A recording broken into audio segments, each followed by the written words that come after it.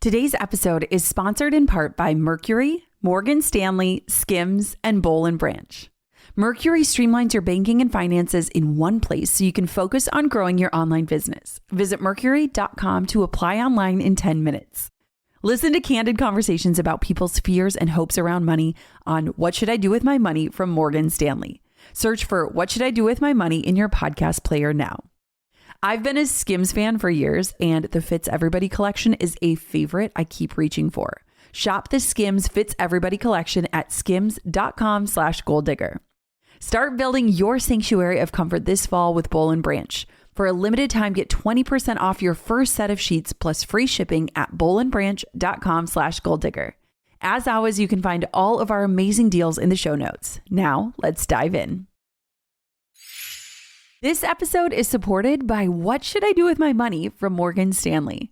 This podcast makes getting advice about your money less intimidating. I checked out the episode about early retirement on What Should I Do With My Money, and honestly, I couldn't stop nodding along. It really got me thinking about what financial freedom actually looks like, whether that's being able to take time off without panicking, switching careers, or just having enough saved that you're not constantly stressed about money. The fear of never having enough while still wanting to actually enjoy life, I think we've all been there. Maybe you're wondering if you can ever get ahead or if building any kind of financial cushion is even possible with everything else going on. What I loved was hearing about how you can build flexibility into your finances with smart investing and planning, no matter where you're starting from. It made financial freedom feel less like some impossible dream and more like something you can work towards step by step. Search for What Should I Do With My Money in your podcast player, and we'll also include a link in the show notes. My thanks to What Should I Do With My Money and Morgan Stanley for their support. Burnout can creep in when we least expect it. And most of us don't recognize we're burned out until it's already taken a toll on our health, our work, our relationships, and our joy. In this episode, I'm pulling back the curtain on the subtle hidden signs of burnout, the ones that you might be missing, and how to start reversing them before they take you out completely. I'm Jenna Kutcher, and I help you trade hustle for purpose and build a business that gives you the life you actually want to live. From a $300 Craigslist camera to a 7-figure business I run from home, I've learned that success isn't just about what you do, it's about how you live. Here, you'll get strategies that work, systems that give you your time back, and steps that turn your effort into results and impact. If you're ready for clarity, confidence, and a business that feels as good as it looks, you're in the right place.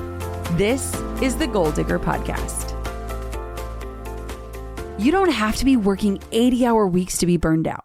Burnout can creep in quietly, hiding behind things like endless to-do lists, irritability with the people you love, or that nagging sense that no matter how much you get done, it is never enough. I know because I've been there. The thing about burnout is that it rarely announces itself with flashing red lights. It is sneaky. It shows up in your body as constant fatigue, in your calendar as overcommitment, in your relationships as short fuses or disconnection. And if you don't catch it early, it can unravel everything you've worked so hard to build. That's why I want to walk you through 6 hidden warning signs of burnout that you might be missing, and more importantly, how to start reversing them so that you can feel grounded, energized, and aligned again. Whether you're a business owner, a busy professional, or just someone trying to juggle all the things, this conversation is going to feel like a deep breath. Now, if you've been around the show for a while, this episode might sound familiar. That's because it's one of those timeless conversations that I believe is worth revisiting. I first released it a while back, but it's even more relevant today. So whether this is your first listen or a much needed refresher, I am so glad you're here for it.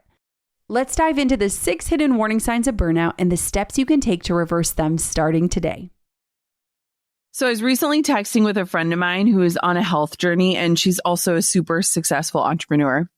And she sent me a photo of a cortisol test. And if you don't know much about cortisol, it's the stress hormone that we hold in our bodies. And for me personally, after our second miscarriage, I too had tested my cortisol, and needless to say, it was through the roof. And this physical manifestation of how I was feeling in my personal life and in my business life, which was entirely stressed and anxious and exhausted. I had to do a lot of work, both personally and professionally, in order to support my body and my hormone levels, and especially my cortisol. And as I was texting my friend, we were talking about our cortisol glow ups. We recognized how much our bodies can react to being burnt out, and more so how often we ignore the signs. We ignore our bodies and we just operate from this place that tells us, well, the way that we're feeling is normal. Everyone does this. Entrepreneurs inevitably carry this heavy load of responsibilities and pressure. And it doesn't just affect our mindset or our mental health. Like, burnout can affect everything from our physical health to our mood to our relationships. So much so that the World Health Organization called it a syndrome conceptualized as resulting from chronic workplace stress that has not been successfully managed. That's how they described it. It listed 3 main symptoms for burnout, which are first, feelings of energy depletion or exhaustion. Second, increased mental distance from one's job or feeling negative towards one's career. And lastly, reduced professional productivity. The Harvard Business Review reported that burnout can lead to job dissatisfaction, absenteeism, inefficient decision-making, depression, and heart disease. I don't know about you, but as the leader of a business, we can't really afford to be inefficient with decision-making or absent for large periods of time. And we certainly cannot afford risking our physical and our mental health. The same article states that entrepreneurs are more at risk of burnout because they tend to be extremely passionate about work and more socially isolated. They generally have limited safety nets and operate in high uncertainty. So because of all these factors, a study found that 28% of founders feel moderately or strongly burnt out. That's almost 1 in 3 of us. So if you're raising your hand and you're like, Jenna, I'm there. That's me. I'm burnt out.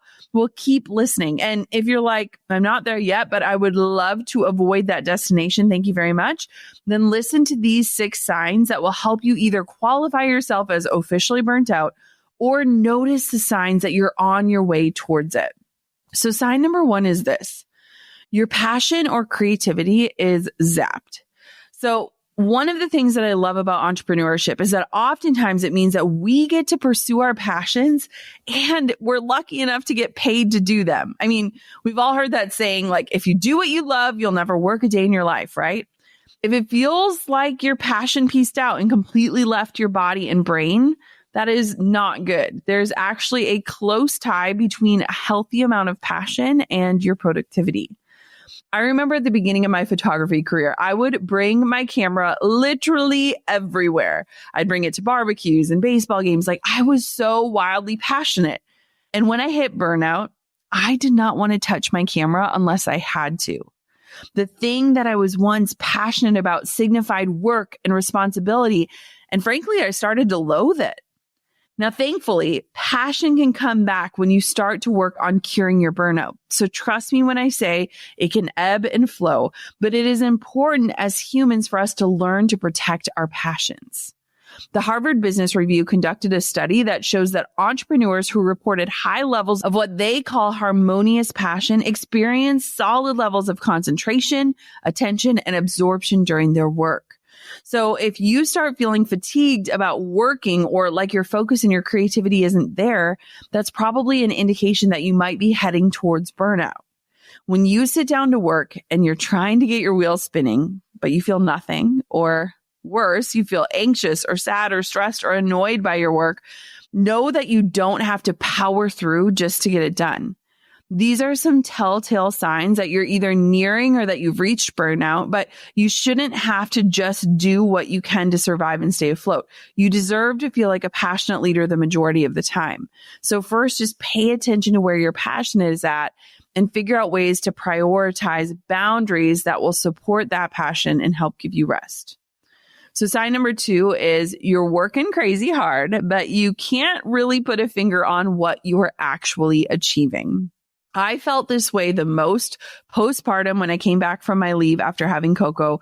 Not only was I still in that kind of new motherhood fog, but I didn't have systems or the right help in my business to make sure that the precious time I spent working was actually moving the needle. And that was when I finally hired Marissa, my integrator, and it was a massive turning point for me in my business.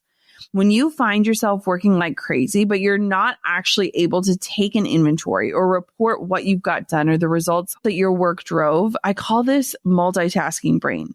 It's kind of like pregnancy brain, but instead of forgetting where you put your keys 57 times a day, you can't quite distinguish what you're spending all of your time on at work. And in fact, you can't really tie your hard work to results or figure out how to stay focused on important tasks whatsoever. It's not like you're not working. It's almost the opposite. It's that most of your efforts are getting thrown off by less important tasks like cleaning out your inbox or reorganizing your content calendar. And while you feel busy, you're not really moving much of anything forward. And so it's easy to always feel behind and frazzled. You attempt to multitask to get more done, and you only end up sidetracked, frustrated, and even more tired than before. This is an approach that keeps your time occupied, but isn't exactly productive or sustainable. This podcast is brought to you by Mercury, banking that helps entrepreneurs do more with their money. Okay, I remember in the early days of my entrepreneurship journey, clients would literally mail me checks, and then I would have to drive all the way to the bank to deposit them. It took me literal years to make things go digital, and I am ashamed to admit I still have a filing cabinet with paper contracts because I'm way too afraid to throw them away. But that's the beauty of growth, right? Like, you learn what systems serve you and which ones hold you back. Mercury is one of those systems that just works. Where traditional banking websites and apps are clunky and hard to use, Mercury is meticulously designed to make doing just about anything with your money feel effortless. And the best part is, it flexes to fit all types of businesses. Ready to see what powerful banking can do for your business? Visit Mercury.com to apply in minutes. Mercury is a financial technology company, not a bank. For important details, check the show notes. When we were young, we dreamed of castles and fairy tales. And as we grow up, those dreams might shift into building something real, like starting a business. You need a website, payment systems, a logo, and a way to reach customers. It can all be overwhelming and confusing, but thankfully, that's where today's sponsor, Shopify, comes in. Shopify powers millions of businesses around the world and 10% of all US e-commerce, from big brands to folks just getting started. They offer beautiful, ready-to-go website templates so you don't need design skills to look professional. Their AI tools help with product images, descriptions, discount codes, and more. Shopify also makes it simple to run email and social campaigns so people can find you. And if you ever feel stuck, their award-winning 24/7 support is always available. Turn those dreams into and give them the best shot at success with Shopify. Sign up for your $1 per month trial and start selling today at shopify.com/goaldigger. Go to shopify.com/goaldigger. Shopify.com/goaldigger. Sign number 3 is that your body is signaling that it is tired. So I feel like when people respond with the words, "I'm tired," we just kind of laugh it off because, I think if we're all honest, we're all a little bit tired. But when I look at my life during my wedding photography days, I was tired at a different and unhealthy level. Like, I required a nap every single day. I wasn't functioning well. I didn't have energy. I wasn't sleeping well. My life looks a little bit like that these days, balancing this whole motherhood pregnancy journey, but it's different. It feels totally different. And our bodies, when we're doing these types of things, are trying to communicate to us. And a lot of times we stink at listening to our bodies. So get this, according to Psychology Today, one of the main signs of burnout is chronic fatigue. You feel physically and emotionally exhausted no matter how much sleep you get or how many breaks you take or how much caffeine you consume. Like, you just can't seem to feel like your regular self or get a boost of energy no matter what you do. When you're working, you might experience easy distraction or feel like you can't get into the groove of work, even with tasks that you usually enjoy or that you love to do. Or maybe you constantly feel the physical signs of stress because it seems like there's this never-ending list of responsibilities and the weight of it all can feel so overwhelming. This kind of continual stress actually can lead to those heightened cortisol levels and adrenal fatigue, which only furthers the cycle of making you feel more tired and more spread thin. Sign number 4, you simply want to throw in the towel. Now, in the past, I could tell that I was burnt out when the grass everywhere starts to look a whole lot greener than mine. As entrepreneurs, we can carry so much responsibility and pressure, which at times can get to be too much. Burnout tempts you to throw in the towel and pursue something else, really anything else that appears to be less stressful. And maybe you find yourself browsing job sites to see if you can find something that would provide you more security and consistency rather than being the one running the show all the time. Or you might just start dreaming up other seemingly low pressure opportunities like becoming a painter or selling homemade jewelry or pottery. By the way, I'm not saying those jobs don't have their own set of pressures or stressors, but when you're burnt out, I know for me that so many other opportunities become tempting and appear shinier than what's currently on my plate. And let me preface this point by saying that entrepreneurship is not for everyone. And I totally understand the appeal of security and being able to punch out. So don't ignore these urges if they truly are leading you away from entrepreneurship and you feel like that is the right move for you personally. I always remember when Nastia Lukin came on the podcast and she was sharing that on the days that she wanted to quit gymnastics, her parents would tell her that she had to quit on a good day. She could never quit on a bad day because bad days come and they go. And they knew how passionate she was, even on those days that she had a bad day and was feeling burnt out. So I always remind myself, like, if you're going to quit something, quit on a good day. Make sure that it's not just this day or these circumstances or this stress that is telling you to quit. Quit on a good day if you're really going to quit. Sign number 5 is that you feel like your business is taking over your life rather than your business is enhancing it. There are always going to be busy seasons or seasons that require a bit more hustle or a lot more energy, but that isn't sustainable long term every month of every year, and that should not become your norm. No one can go 100 miles per hour without eventually hitting a wall. Like, most business owners went into business to enhance their lives, not to feel like their work has become their full life. I had this moment after my second miscarriage when I knew that I had to show up to a wedding or I wouldn't get paid, even when I felt crippling grief and my body was in the process of losing my baby. It hit me then that I had built this thing, something that required me. And the moment that I stopped working, everything stopped. Like, that day, I vowed to build something that supported my life and the visions I held for it that would allow me to rest, that didn't mean I had to show up when I literally or physically couldn't.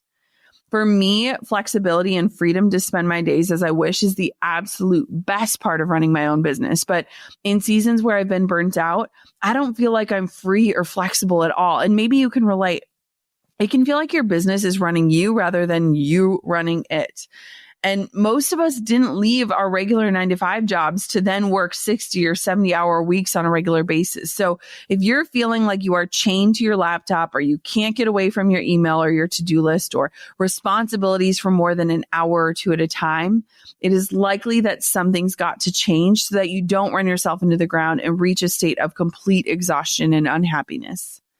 All right, sign number 6 is this: you have zero boundaries. Hi, it's me. I was a girl who handed out her phone number, got pings and dings all hours of the night. I literally slept with my laptop on my nightstand, and I didn't leave my house without it to make sure that I was always available and accessible. Maybe you feel that you work at all hours of the day. Maybe you never rest or sign off or log out. Maybe notifications are adding stress and anxiety, not delight. And maybe you always respond regardless of when they come in. Maybe you feel like you need to answer everyone right away or else the business is going to fall apart. Maybe you are believing that lie that you have to be available and accessible in order to be successful. There is actually such a thing as being too passionate about your business. The Harvard Business Review said that in the same study that I mentioned earlier, they call it being obsessively passionate. And these entrepreneurs are identified by being driven by more pressures and outcomes like social acceptance and status and financial gain than other things like contentedness and serving others well. Even though they don't lack passion by any means, that ironically means that they perform less effectively because they're too concerned with being on all the time, all hours of the day, in order to gain more status or money or accolades in the long run. This is something that I've had to work consciously at over the years to break and relearn. And thankfully, I've been able to do it. But I do catch myself sometimes getting so excited and so obsessed with something that it can feel all-consuming. Now, not every entrepreneur who lacks boundaries is obsessed with financial gain and status, but it could be that you're too attached to others' opinions or the fear of failure, which makes you unable to unplug or let go of control, adding that long-term exhaustion and burnout. The Harvard Business Review says that despite their qualifications, those who are obsessively passionate reported a lack of focus and a difficulty in balancing other roles and responsibilities outside of work.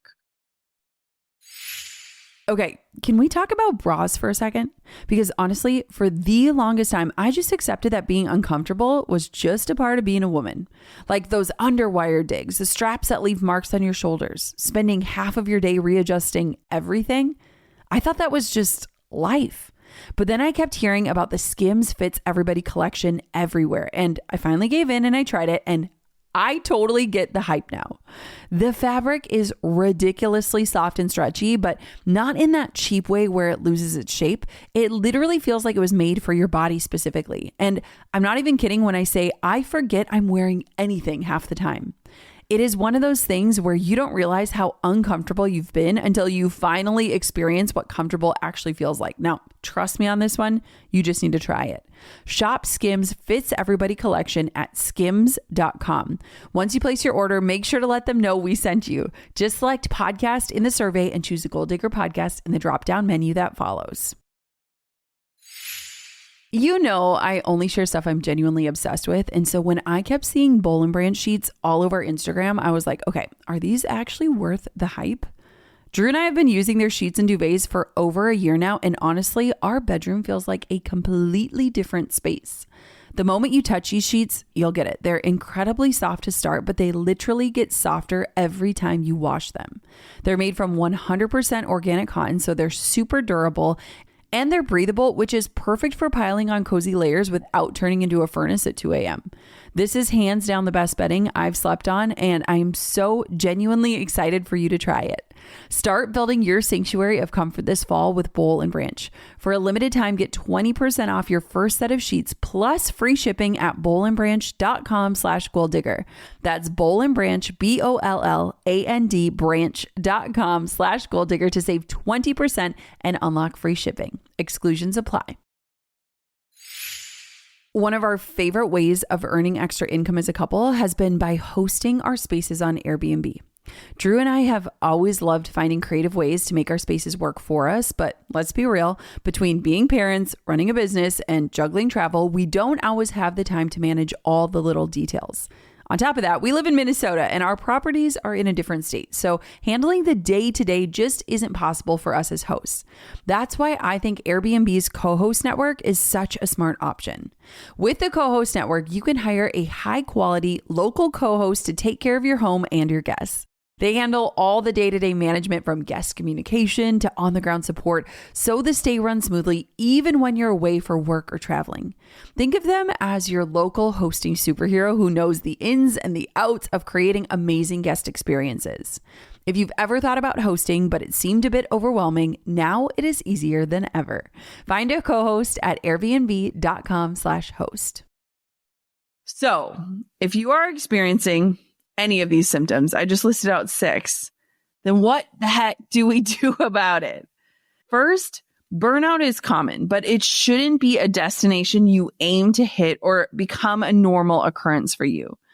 I look at entrepreneurship and I look at life as like seasons, and there have absolutely been busy seasons and there have also been seasons of rest. But if you're currently feeling like you've jumped on a treadmill and the speed just keeps incrementally going up and there's no emergency strap for you to pull and you're dying to jump off, then it's important that we take those cues, that knowing, and that we start to create an action plan around moving away from that. If you've identified that you're on your way to Burnout City, the first step is to evaluate your options. Can you take time off? Could you delegate? Can you scale back or eliminate some of your offerings? Have some difficult but necessary conversations with clients who you're not able to serve right now. Let's talk about those last 2. Scaling back, eliminating offers or services, and letting go of clients. If you are headed towards burnout or you're already feeling it, here's the reality. Something has got to give. That is the hard truth. If you're a side hustler, what might that look like? Put a date on your calendar for an entire day, weekend, or week off from your side hustle. Then arrange your work and schedule to complete all projects or fulfill orders up until that date. Say no or not right now to any new inquiries or requests that come in before that date. Keep a running list or database of all of those new inquiries, even those potential clients or customers that you have to wait list or that you can't serve right now, and let them know that you can't wait to connect with them after X date. Once you've reached that magical date on your calendar, which will be motivating in and of itself to see it written in bright, bold letters as the days tick by, be firm in the boundary you set for yourself. This business you've created is not going to disappear overnight. Your success is not fleeting. Momentum is momentum, but it is okay to hit the brakes and trust that you know where the gas pedal is. When you start to create boundaries, when you start to build in time for rest, you are going to see a change. And so after these boundaries are in place, after you have freed up even just a day of your time, the next step is to rest. And I mean truly rest. You might have to relearn how to rest, truth be told. Like when I hit a wall and when I feel uninspired and burnt out, it is first and foremost a sign to me that I need more rest, that I am robbing myself of rest. And I know it sounds counterintuitive and like maybe you should push past this dry spell and just crank out whatever work in progress that you can. That's actually just a recipe for further exhaustion and resentment towards your work, and you're only going to dig your hole deeper. Studies show that rest can increase your productivity and efficiency. So if you need to lean on that fact to grant yourself the time and space, well, do it. But if you can, take some intentional time away from work, or at the very least create boundaries and get some accountability around holding strong to them. Maybe you can take a week. Maybe you can afford only a day or an afternoon. Maybe it's as simple as logging out of email, shutting off phone notifications, and leaving your phone in the other room. The time itself doesn't matter as much as how you spend it and how it replenishes you. Let me also tell you that rest takes work, especially if your tendency is to be working all the time. I used to tell myself that I was just a human that wasn't capable of rest. But the truth was, I really had to relearn. Like I had to train on how to rest and figure out who am I outside of my work or the output that I create.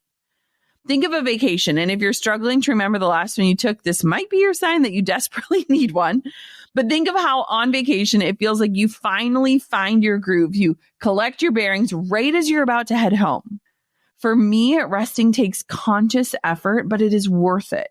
And I have to remind myself to slow down, to not be productive, to do things for the sake of play, to sign out, to not feel pressure to post or update or send that text message. Like it's important for me to fully disconnect from work time and time again, and to turn off my Slack and to turn off my email and to get out into nature and to spend time with my family disconnected from technology. And maybe these are things you haven't done lately. I want for you to do something that brings you joy. I want for you to experiment and explore and discover and fully unplug from work during your break time. And then, just as importantly, before you start work again after your period of rest, I want for you to spend some time simply dreaming, evaluating, looking at, is what I'm about to do aligned with the values that I say I hold for my life? Like, I know it might sound silly, but so much of our passion comes alive when we feel like we're pursuing something more meaningful than what can feel like mundane, daily, those nitty-gritty tasks. We need to stay connected to a purpose deeper than the daily grind. So my challenge for you is to sit down, take 30 minutes to an hour to just reflect on what's been going right. What things need to change? What do you want your days to look like? What would make you feel more alive and inspired and rested on a regular basis? Maybe it's taking an hour to journal and enjoy your coffee in the mornings before jumping into work. Maybe it's configuring your week so that you can take Fridays off as a rest day. Observe what you really want and need. Like, listen to your body, listen to your heart, write down those steps that it would take for you to get there. I find that my creativity and my passion is at its best when I have the margin to rest, when I have space to dream, when I feel like my mental and my physical health are well taken care of. In other seasons of running a business, especially early in my entrepreneurship journey, my periods of burnout often stemmed from feeling like all the weight of the responsibility was on me. When I was a photographer, I was a one-woman show who had to be working and booking clients in order to maintain my income. And that's great for maybe a year or two, but the long hours and the constant pressure to work more gets to be a lot over an extended period of time. If you're a solo entrepreneur or a service provider in a similar role, I bet you know what I'm talking about. I encourage you to find small ways to begin building out passive income opportunities so that your revenue doesn't 100% rely on you showing up and being on all the time. Because let's be honest, that's plain out exhausting. You will land in a state of burnout. Maybe you could partner with a brand and become an affiliate for their products, or could you create some sort of digital offer or physical product that your current client base or audience would be interested in? If you're a designer or a writer or another service provider, would it be beneficial to build out a team that allows other people on that team to share some of your client workload rather than you having to carry it all alone? One last thing for my side hustlers feeling burnt out. Maybe it's time you examine the possibility of taking your night and weekend project into the daylight hours as your full-time gig. Just a thought, we have some resources on the Goal Digger podcast to help you think and plan through that leap, but maybe you're feeling burnt out because you're doing too much or you're burning the candle at both ends. Maybe it is time to invest in yourself and your future in a different way. The thing is that I know that burnout can feel like it's time to up and quit, or it can feel like it's never going to go away. If you're in the thick of it right now or feel like you're steamrolling down a path headed straight for burnout, know that you're not alone and that you do have options. It is so important to recognize that taking on less, that allowing yourself to rest and unplug and setting up systems that enables you to step away from work is not lazy or unproductive. It is the healthiest, most efficient thing you can do for yourself and the longevity of your business. And it's the biggest way to avoid burnout in the future because you deserve to love what you do and you also deserve to have a break from it too. I know for me, burnout led to my breakthrough, and I wish so deeply that I didn't have to go through that season of burnout to really experience the breakthrough. But if you're in a state of burnout, maybe your breakthrough is right around the corner. But that means that you have to be an active participant in acknowledging it and figuring out what you truly want and need and doing the work towards getting there. Burnout is common, but it doesn't have to be normal. And all I want for you is to figure out how to use your passion and your gifts for this world to make a greater impact and to get paid doing it. And I promise you, each and every episode of this show is dedicated to help guiding you through just that. Thank you so much, Goal Diggers, for listening to another episode of this podcast. Until next time, keep on digging your biggest goals, but protect your peace as well. Thanks for listening to the Goal Digger podcast. I hope today left you inspired and equipped with something you can put into action as you build a business that truly supports your life. If this episode resonated with you, here's how you can help the show reach even more entrepreneurs. Hit follow, share it with a friend who's building something meaningful, and if you're feeling generous, leave us a review. Those reviews help other listeners discover these conversations when they need them the most. This show has become so much more than I ever imagined, and it's because of listeners like you who show up and share. You are helping build something that will inspire entrepreneurs for years to come. For show notes, links, and resources, head to goaldiggerpodcast.com. Keep digging your biggest goals. The world needs what you're building.